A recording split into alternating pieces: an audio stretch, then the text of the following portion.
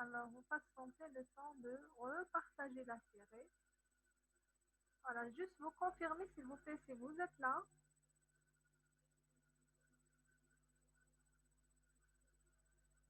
Un SMS de confirmation. Très bien, merci pour votre réponse.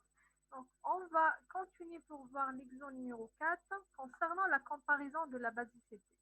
Donc, quand on dit basicité, ceci dit la possibilité d'arracher un proton à partir d'une base et à partir d'un groupement présentant une charge négative généralement. Cette charge négative, ça peut être une charge totale bien exprimée, comme ça peut être un doublé libre qui est prêt à attaquer le proton.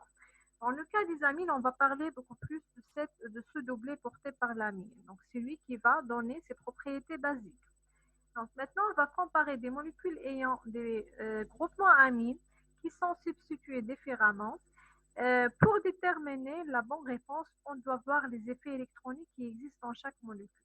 Je vais comparer celle-là avec ça, donc l'éthanamine avec la propanamide. Donc j'ai pris une amine avec l'amide correspondante ayant le même squelette.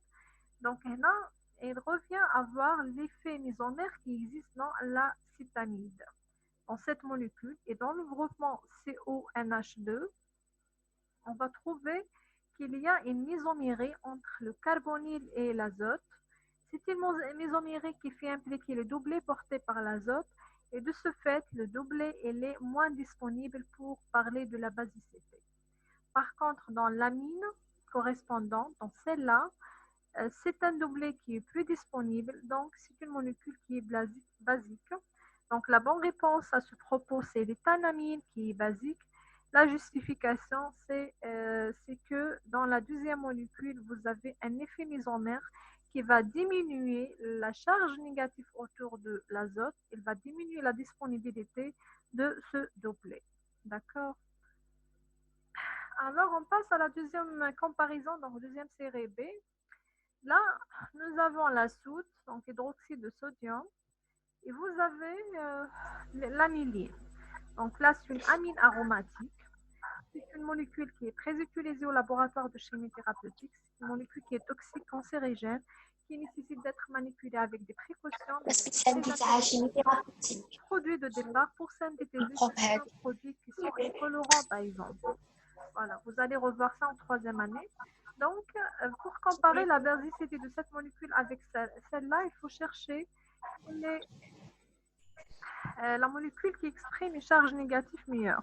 Donc, on va trouver que pour la soude, vous avez un OH qui porte une charge négative sur l'hydroxyde et une charge positive sur le sodium. Donc, une bonne séparation de charges et que ces charges-là sont dissociées, ils sont bien localisées, ils sont totales.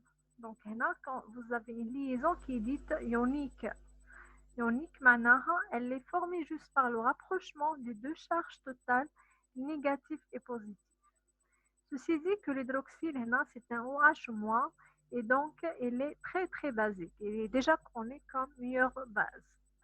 Par contre, dans l'amidine, on va trouver que l'azote, qui est fixé sur le support aromatique, il est impliqué dans une isomérie avec le cycle aromatique. Il va tourner dans ce cycle-là. Donc, comme si la charge négative qui est exprimée par le doublet électronique de l'azote, elle est réduite par rapport à l'amine à l'état normal. Donc, le doublet dans le cycle, il est en train de se délocaliser et change sa position à chaque fois. Et de ce fait, il est moins disponible sur l'azote. C'est pour ça que l'hydroxyde de sodium, c'est la meilleure base comparativement avec l'amide. Dans la justification, vous allez mettre que dans l'aniline, il y a un effet mésomère donneur par le groupe NH2 qui va diminuer la charge autour de l'azote. Voilà, on passe pour voir la molécule C.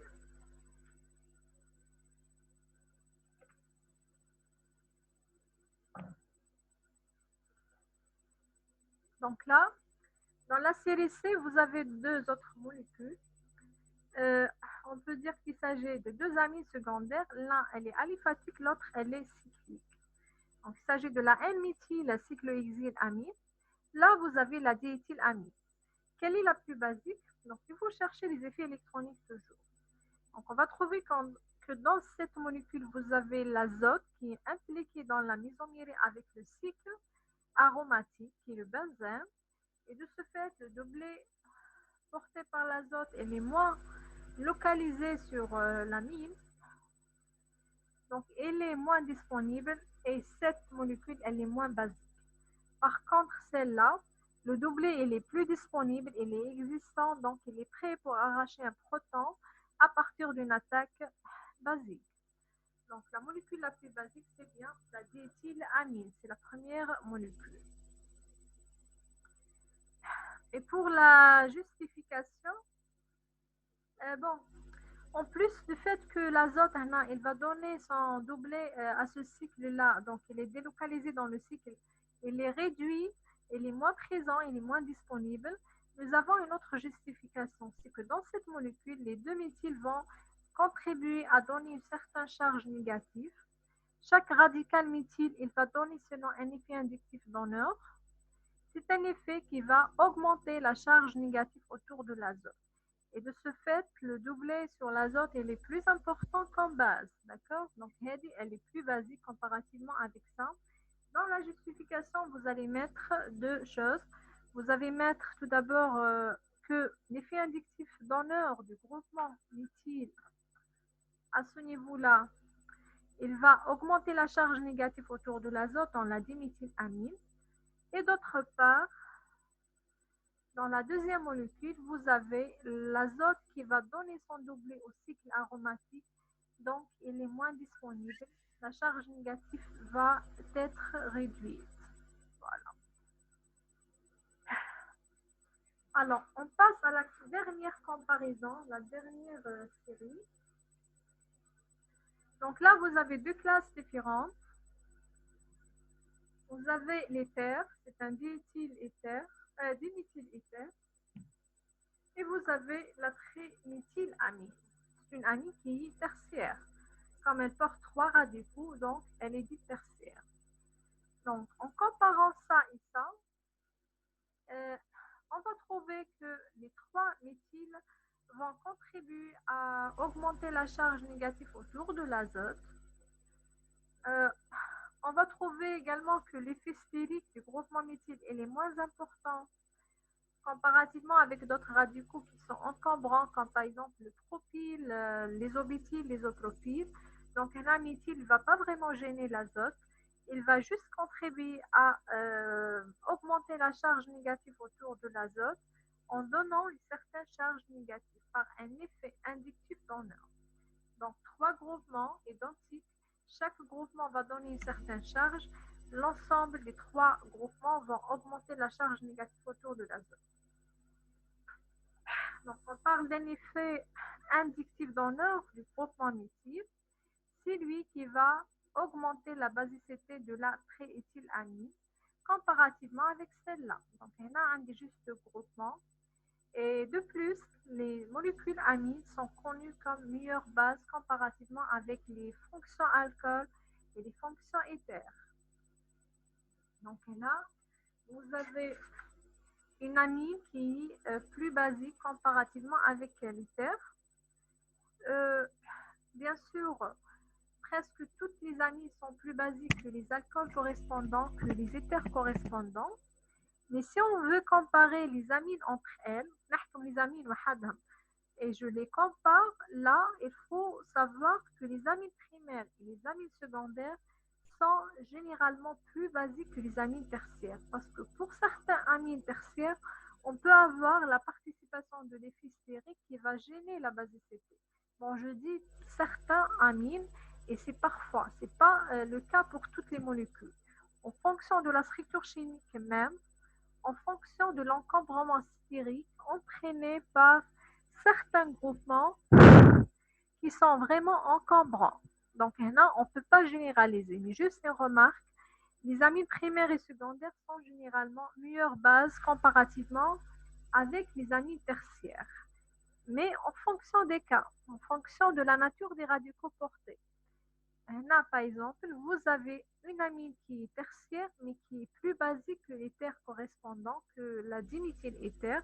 Pourquoi? Parce que le radical, il n'est pas encombrant, il va juste augmenter la charge négative autour de l'azote par effet inductif d'honneur. Donc, là, c'est la classe à l'amine primaire, secondaire, tertiaire. Mais il faut savoir aussi la nature de le radical. Est-ce qu'il est petit qui maintenant le méthyle, c'est bien, ou il est encombrant, comme par exemple l'isopropyl, l'isobétyle, tout ça va gêner en quelque sorte la charge négative sur l'azote. Il va masquer la charge, le doublé porté sur cet azote. D'accord? Donc, la comparaison de la basicité se traite cas par cas en fonction de la structure chimique, en fonction également de la classe de l'amine. Il faut faire attention. Bien sûr, tout ça, c'est des comparaisons qui sont faites sur la base des effets électroniques sur le plan chimie organique, mais on peut justifier tout ça par des valeurs analytiques comme le pKa, la valeur de pH, etc. Donc là, comme on est des chimistes organiciens, on n'est pas en train de comparer ces valeurs, mais juste on est en train de traiter ces molécules sur le plan organique et de les comparer en fonction des effets électroniques qui existent. D'accord? Donc, un organicien peut, à l'aide de la chimie organique et des données qui existent en chimie organique, il peut savoir au préalable quelles sont les molécules les plus basiques, quelles sont les molécules les plus acides, sans avoir besoin même des valeurs de pKa et valeurs de pH. Voilà, c'est ça l'intérêt de la chimie organique. Alors, vos questions par rapport à ça? Rapidement, s'il vous plaît. Allez-y, je vous attends. Est-ce que c'est clair pour ça?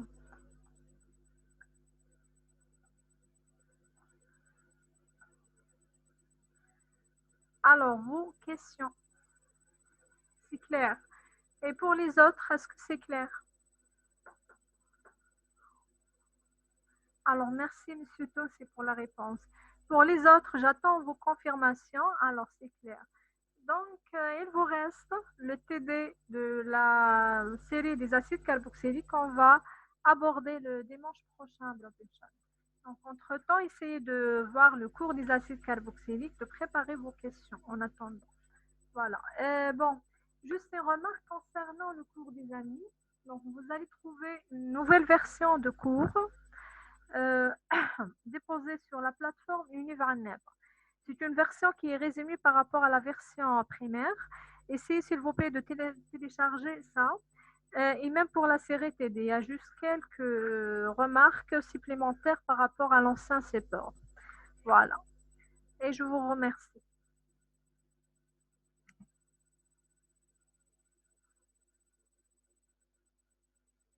Bon, avant de clôturer, il faut vérifier, s'il vous plaît, la série 9, 10 et 13. Là aussi, il y a des mises à jour. Sur la plateforme Univarneb, il faut retélécharger les séries 9, 10 et 13 avec les nouvelles solutions. Parce qu'il y avait juste quelques modifications par rapport aux anciennes versions. Voilà, c'est tout. Donc, on va clôturer au prochain rendez-vous.